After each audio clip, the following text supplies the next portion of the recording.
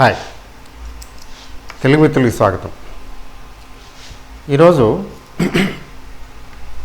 Market opening అయితే బాగానే ఉంది, కానీ ఒక 80-90 పాయింట్ల పైనే రికవరీ వచ్చి అంటే పెరిగి ఆ తర్వాత గ్రాడ్యువల్గా ప్రాఫిట్ బుకింగ్లోకి వెళ్ళి చెప్పాలంటే ఫ్లాట్గా క్లోజ్ అయిపోయింది. ఆల్మోస్ట్ ఫ్లాట్ అంటే హయ్యర్ లెవెల్లో ఏమాత్రం కొంచెం పెరిగినా ప్రాఫిట్ బుకింగ్ వచ్చేస్తున్నది.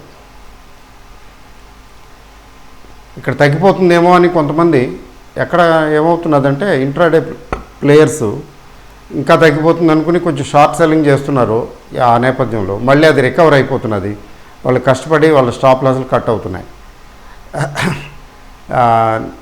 ఇది నాకు అనిపిస్తున్నది. ఎందువల్లంటే ఈ మార్కెట్ పడిపోయే మార్కెట్ కాదు, అలానే పెరిగే మార్కెట్ అంతకన్నా కాదు.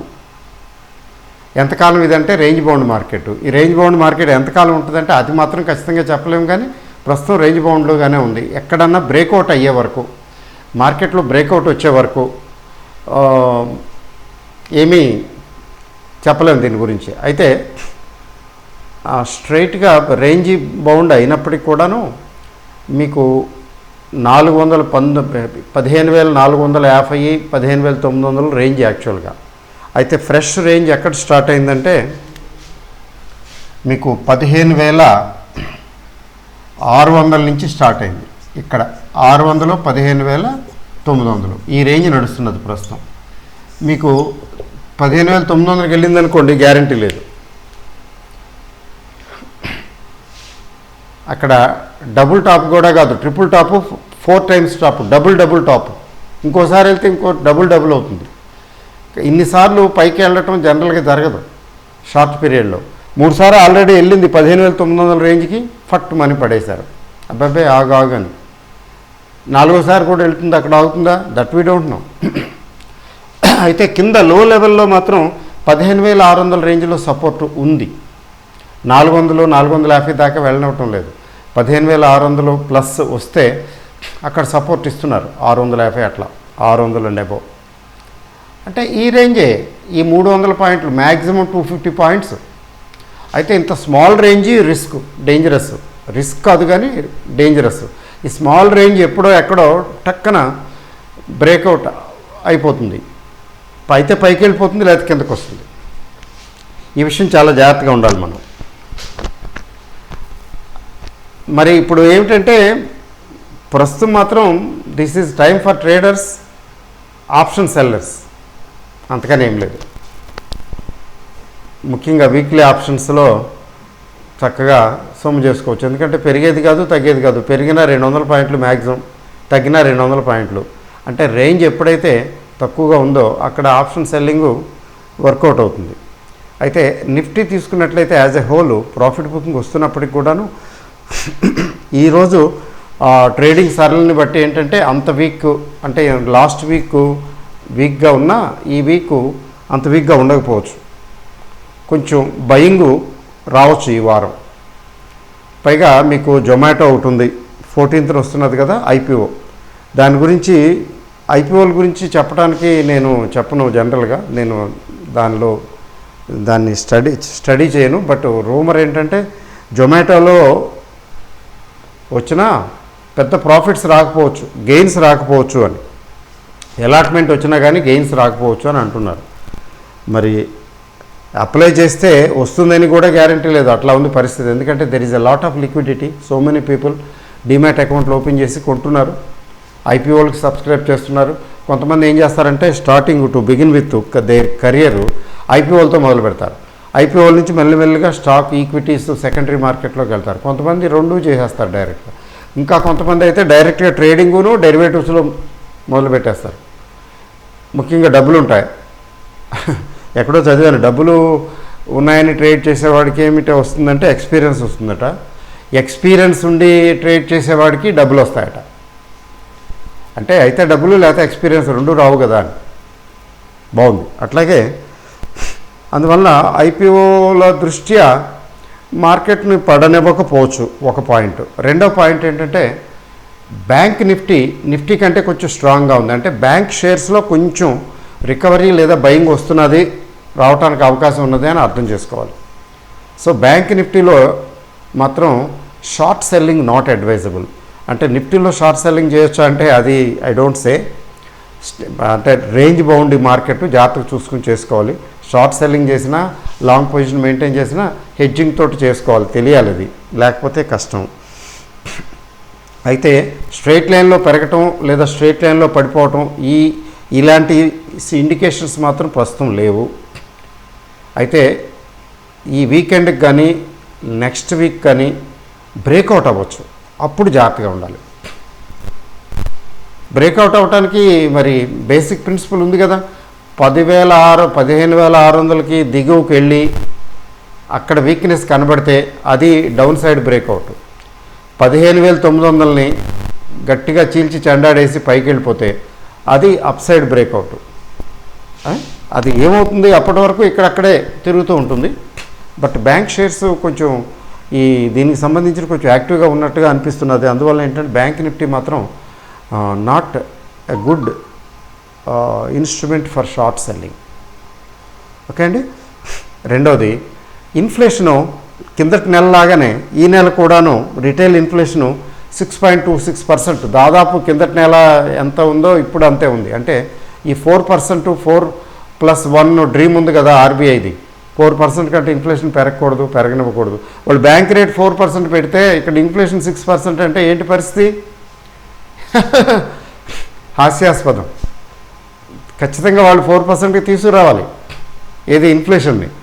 అది తీసుకురాలేకపోతే ఈ బ్యాంక్ రేట్లు పెంచాలి. బ్యాంక్ రేట్లు పెంచితే అటు తిరగేసినట్టే. మళ్ళీ ఈ కంపెనీస్ ఇచ్చే ఈ రిజల్ట్స్ ఉన్నాయి కదా, ఈ మాత్రం రిజల్ట్ కూడా రాదు. మరి థర్డ్ వేవ్ వస్తేనో, అంటే థర్డ్ వేవ్ వస్తుందా లేదా అనే విషయంలో మీకు సందేహం ఎందుకండి? థర్డ్ వేవ్ గ్యారంటీ అండి, ఇమ్మినెంట్ అండి. గ్యారంటీ కూడా కాదు, ఇమ్మినెంట్ అని చెప్పేస్తున్నది ఐఎంఏ, ఇండియన్ మెడికల్ అసోసియేషన్ అయినా ఐఎంఏ అంటే ఐ థింక్ ఇమ్మినెంట్ అంటే ఆగస్టు అంటున్నారు. కాకపోతే వెయిట్ చేయండి, తొందరపడకండి, ఆగస్టు అంటున్నారు, అది ఒకటే తేడా. మరి మళ్ళీ థర్డ్ వేవ్ వస్తే one thing is for sure, సిటీస్లో అట్లీస్ట్ బాంబే, ఢిల్లీ లాంటి సిటీస్లో లాక్డౌన్ మాత్రం వస్తుంది ఖచ్చితంగా. ఏమిటిది ఇదంతా విశ్వవలయంలాగా? ఇంకా ఒక పట్టాన ఇవి అవ్వలేదు. దీన్ని ఏమిటంటాం? వ్యాక్సినేషన్ అవ్వలేదు, నత్తనటక నడుస్తున్నది.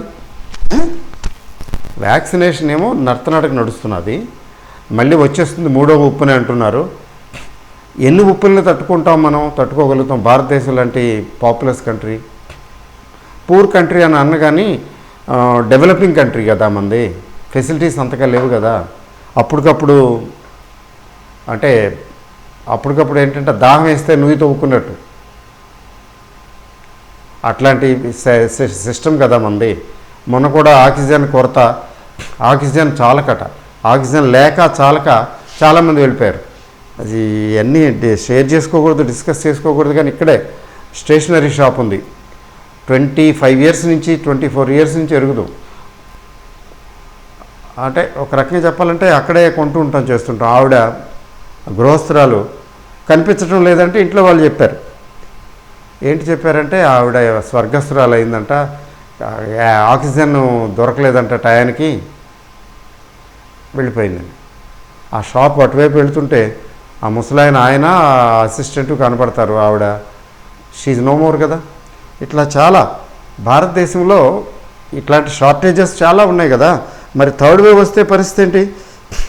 అప్పుడు కూడా మార్కెట్లో ర్యాలీ అయినా ఈసారి 19,000, 17,000, 18,000 వైపు వెళ్తామా?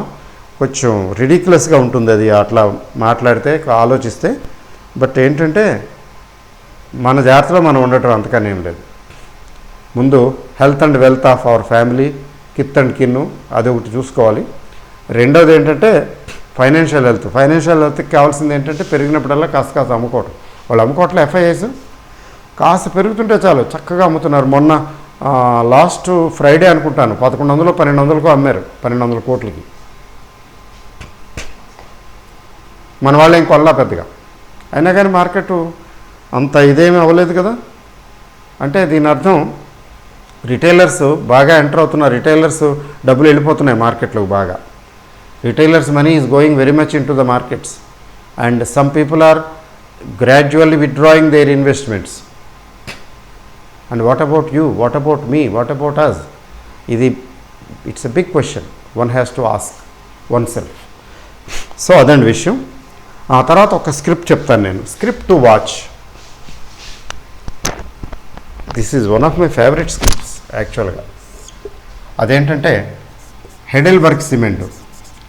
హెడెల్బర్గ్ అంటే cement results next quarter, last quarter బాగానే ఉన్నాయి. ఈ క్వార్టర్ కూడా రిజల్ట్స్ బాగుంటాయని మార్కెట్ ఎక్స్పెక్టేషను. అందువల్ల చూడండి మీరు, అల్ట్రాటెక్ సిమెంటు, శ్రీ సిమెంటు, ఇట్లా కొన్ని సిమెంట్ కంపెనీలు లైమ్ లైట్లోకి వస్తున్నాయి, గమనించారా? Why they are coming to limelight అంటే బయింగ్ వస్తున్నది. అంటే market is expecting that they results will be good. మరి ఇంకా చిన్న చిన్న కంపెనీలు ఇప్పుడిప్పుడే, అంటే ఒక రకంగా చెప్పాలంటే దాన్ని టర్న్ అరౌండ్ కేసులు అంటామే. ప్రిజమ్ సిమెంట్ నేను చూడలేదు, చాలా కాలంగా వదిలేశాను.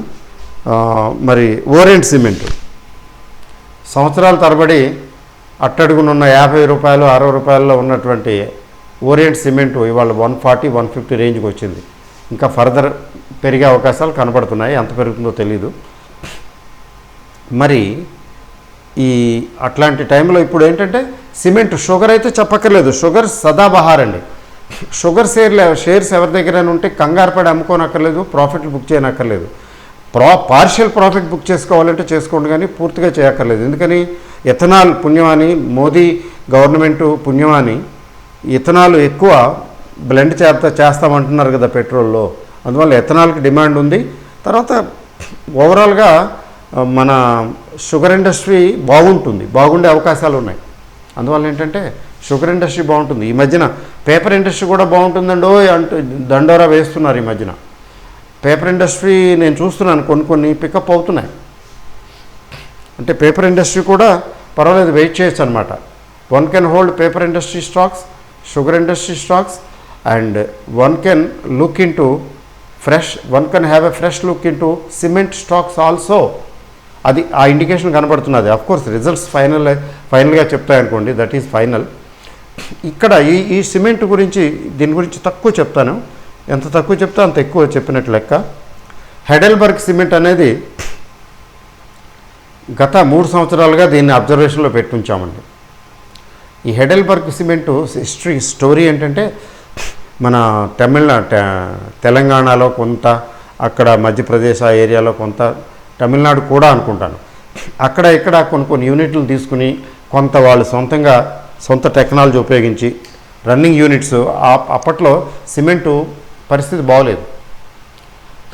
రన్నింగ్ అంటే సిక్కు లేదా రన్నింగ్ యూనిట్స్ కొంత తీసుకుని కొంత డెవలప్ చేసి మొత్తానికి హెడెల్బర్గ్ సిమెంట్ అనేది ఒకటి స్థాపించడం జరిగింది.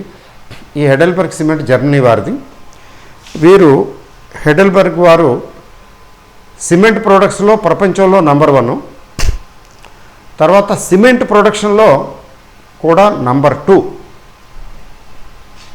అంటే specialist in cement and cement products. వీరు వచ్చి ఇండియాలో బిజినెస్ చేయొచ్చు, బిజినెస్ బాగుంటుంది అని అర్థం చేసుకుని స్టార్ట్ చేశారు. ఎప్పుడో అది స్టార్టింగ్లో కొంచెం ఉంటుంది కదండి, రిస్క్ ఉంటుంది, risk reward. Just a minute.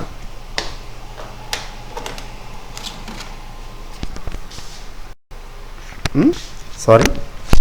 So అట్లా మెల్లిగా స్టార్ట్ చేశారు వీరు, మెల్లిమెల్లిగా పికప్ అవుతున్నది. దీనికి ఉన్న స్పెషాలిటీ ఏంటంటే, వీళ్ళు ఇనిషియల్గా ఇష్యూసే ఉన్నాయే.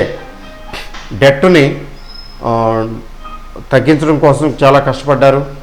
తర్వాత ఇక్కడ ఇండియాలో డెట్ సర్వీసింగ్ కష్టం కదా, అంటే ఇంట్రెస్ట్ రేట్లు చాలా ఎక్కువ కదా. అందుకని ఏం చేశారంటే బయట ప్రపంచం నుంచి, అంటే అదర్ కంట్రీస్ నుంచి, అంటే ఆ కంపెనీయే కొంత హోల్డింగ్ కంపెనీ ఇచ్చినట్టుంది కొంత లోను. అట్లా లో ఇంట్రెస్ట్ రేట్కి లోన్లు తీసుకుని కొంత ఓవరాల్గా రేషనలైజ్ చేసి కొంత కష్టపడ్డారు. అంటే లాస్ట్ 3 ఇయర్స్లో, లాస్ట్ 3-4 ఇయర్స్లో కష్టపడ్డారనే చెప్పాలి. అయితే వర్కింగ్ ఇంప్రూవ్మెంట్ వచ్చింది, రిజల్ట్స్ ఇంప్రూవ్మెంట్ వచ్చాయి. తర్వాత డివిడెండ్ కూడా ఇవ్వటం మొదలుపెట్టారు. లాస్ట్ 1 ఇయర్ 1.5 ఇయర్స్ నుంచి పెర్ఫార్మెన్స్ బాగానే ఉంది. ఈలోగా మధ్యలో కోవిడ్ వచ్చింది, కానీ కోవిడ్ వల్ల పెద్దగా ఎఫెక్ట్ అవ్వలేదు కంపెనీ. అన్నీ ఎఫెక్ట్ అయినాయి, ఇది ఎఫెక్ట్ అయింది కొద్దిగా ప్రైస్ వైజు. సో ఇది దీనికి చెప్పాలంటే ఒక టేక్ ఆఫ్ స్టేజ్ ఆల్రెడీ వచ్చింది, కానీ ఇక్కడి నుంచి రానున్న కాలం బాగుంటుందనేది ఇండికేషన్ కనిపిస్తున్నది. So Heidelberg cement sound management number 1, sound solid and experienced management, promoters విషయంలో డౌట్ లేదు. రెండోది ప్రోడక్ట్ అంటే బిజినెస్ మోడల్ వీళ్ళది బాగుంది. ఎందుకంటే central India, Madhya Pradesh and around maximum business వీళ్ళు చేస్తున్నారు, చాలా బాగా చేస్తున్నారు. Reports are that they are doing wonderful business. తర్వాత బాగా ఆరితేరిన వాళ్ళు, విద్య తెలిసిన వాళ్ళు, విద్యలో ఆరితేరిన వారు కాబట్టి they know how to get things done. So ఇట్లాంటి కంపెనీలో ఇన్వెస్ట్ చేస్తే కొంచెం సేఫ్టీ ఎక్కువే, ఈక్విటీలో రిస్క్ ఎక్కువ ఉంటుంది, అంటే కొంచెం రిస్క్ తక్కువ ఉంటుంది. అది ఇమీడియట్గా పెద్ద గ్రోత్ రాకపోవచ్చు. లాంగ్ టర్మ్కి this is a very good bet for long term అని నేను అనుకుంటున్నాను. దీన్ని అబ్జర్వేషన్లో పెట్టడం జరిగింది, దీన్ని చాలా ఫోరమ్స్లో డిస్కస్ చేయడం జరిగింది. ఎంబీఎస్ కావచ్చు, ఇంకోటి కావచ్చు, ప్లాటినం కావచ్చు, ఇంకోటి కావచ్చు. So this is a good company as far as my knowledge goes. ఇప్పుడు ఇది 255-260 రేంజ్లో ఉంది. ఇది చాలా రోజులుగా రేంజ్ బౌండ్గా ఉండి కొంచెం బ్రేక్అవుట్కి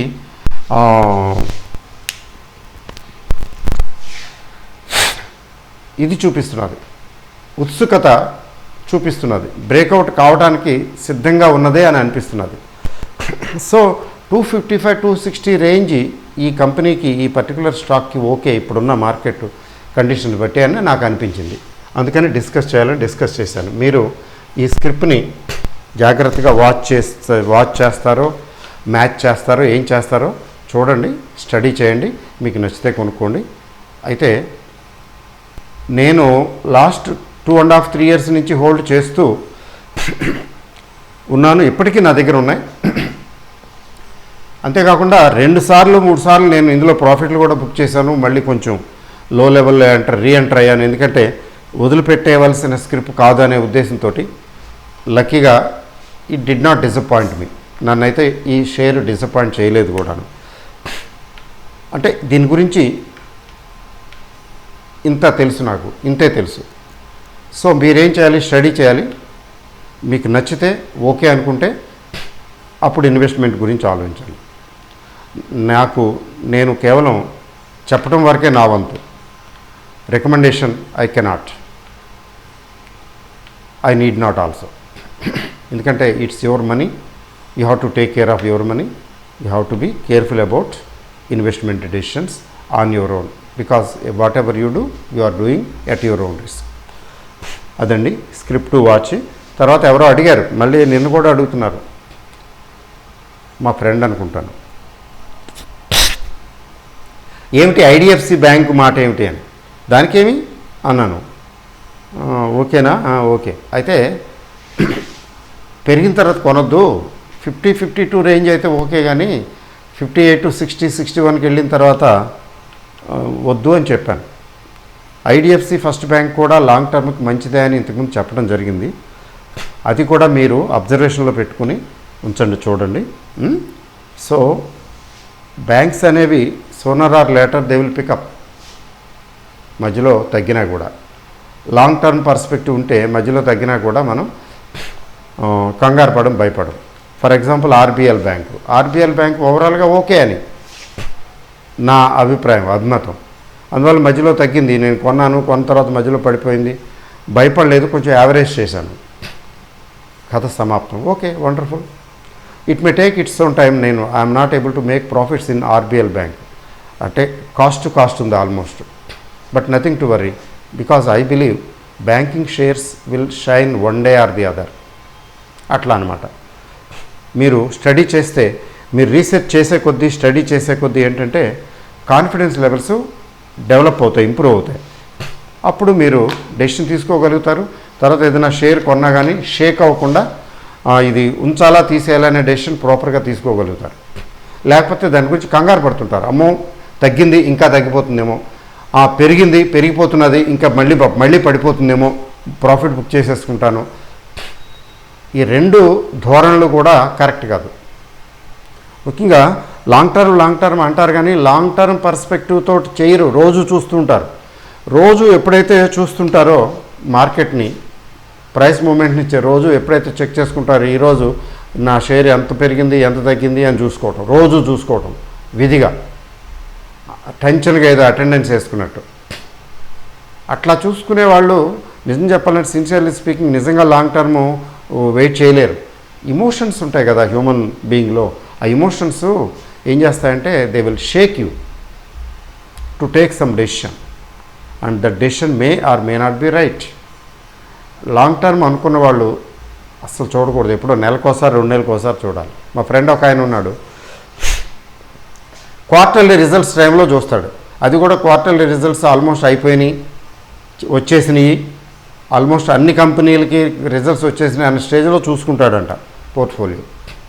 ఏంటి నాది ఎక్కడుంది, ఎలా ఉంది, ఏంటి దీని పెర్ఫార్మెన్స్ ఏంటి, అట్లా ఉందని ఊరికే ఫార్మాలిటీగా. అంతేగాని ఏదో అమ్మేద్దాం కొనేద్దాం రీషఫ్లింగ్ చేద్దామని కాదు.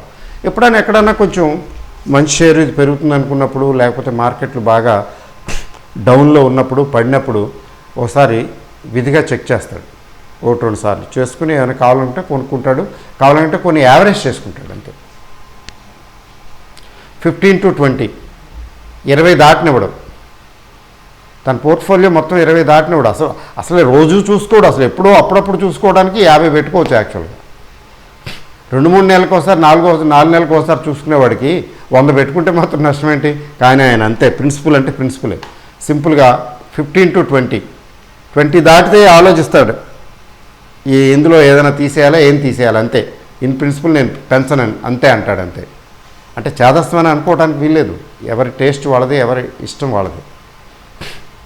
Making good money, he made good money and making good money. దగ్గర 15-20 లక్షలు పోర్ట్ఫోలియో ఎప్పుడు ఉంటుంది.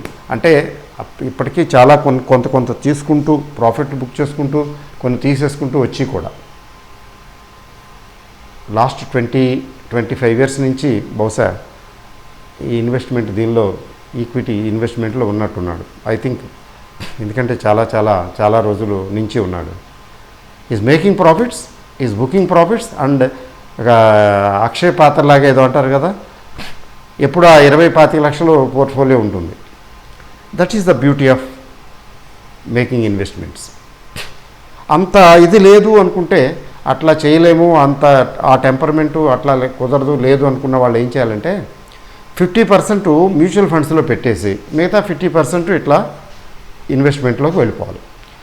అట్లీస్ట్ అది ఒక డిసిప్లిన్డ్ యాక్టివిటీ అవుతుంది. 50% వాళ్ళు మాత్రం డిసిప్లిన్డ్గా చేసి పెడతారు కదా డబ్బులు తీసుకున్నా కానీ.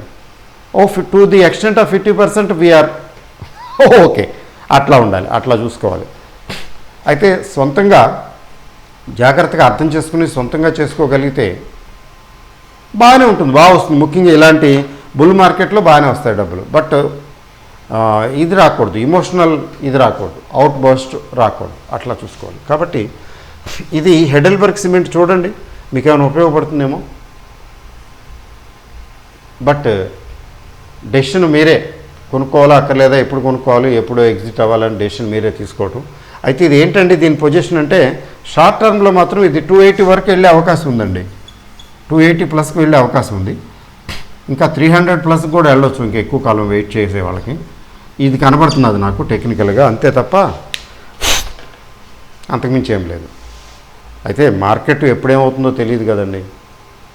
ఇవన్నీ కూడా ఈ క్యాల్కులేషన్స్ అనాలిసిస్ అన్నీ వెళ్ళిపోతాయి, ఎక్కడికో వెళ్ళిపోతాయి. అందుకని జాగ్రత్తగా చూసుకోవాలి. ఓకే అండి, ఆల్ ద బెస్ట్ అండి. చెప్పాలనుకున్నది చెప్పేశాను, ఇన్ఫ్లేషన్ చెప్పేశాను, జొమాటో చెప్పేశాను, స్క్రిప్ట్ చెప్పేశాను, మార్కెట్ చెప్పేశాను. బ్యాంక్ నిఫ్టీలో షార్ట్ సెల్లింగ్కి వెళ్ళకండి అని కదా చెప్పాను. నిఫ్టీలో వెళ్ళమని కాదు, చూసుకోండి జాగ్రత్తగానే. బట్ రేంజ్ 600 650 అనుకోండి, 600 900కి బ్రీచ్ అయిందంటే అక్కడి నుంచి ఎటో వెళ్ళిపోతుంది, జాగ్రత్త. ఇంకెంత వెళ్తుందిలే అనుకోవద్దు, ఇంకెంత పడుతుందిలే అని అనుకోవద్దు, జాగ్రత్తగా ఉండండి. All the best, thank you very much, good night.